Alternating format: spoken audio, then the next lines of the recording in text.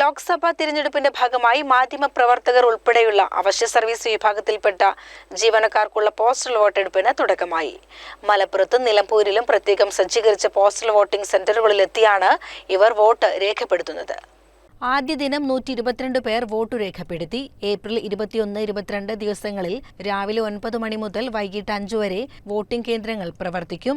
മലപ്പുറം, പൊന്നാനി ലോക്സഭാ മണ്ഡലങ്ങളിലെ വോട്ടർമാർക്ക് Malappuram MSP higher secondary സ്കൂളിലും, വയനാട് ലോക്സഭാ മണ്ഡലത്തിൽ ഉൾപ്പെട്ട നിലമ്പൂർ, വണ്ടൂർ, ഏറനാട് നിയോജക മണ്ഡലങ്ങളിലെ വോട്ടർമാർക്ക് നിലമ്പൂർ ഡിവിഷണൽ ഫോറസ്റ്റ് ഓഫീസിലെ ഫോറസ്റ്റ് കോൺഫറൻസ് ഹാളിലുമാണ് പോസ്റ്റൽ വോട്ടിംഗ് പുരോഗമിക്കുന്നത്.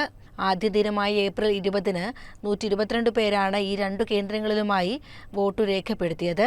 Police, fire and rescue, jail വകുപ്പ്, എക്സൈസ് വകുപ്പ്, Milma, KSEB, water authority, KSRTC, treasury, ആരോഗ്യം, forest, All India Radio, Doordarshan, BSNL, railway, postal വകുപ്പ് ജീവനക്കാർ, മാധ്യമപ്രവർത്തകർ എന്നിവരെയാണ് തിരഞ്ഞെടുപ്പ് കമ്മീഷൻ അവശ്യ സർവീസ് വിഭാഗത്തിൽ ഉൾപ്പെടുത്തിയിരിക്കുന്നത്.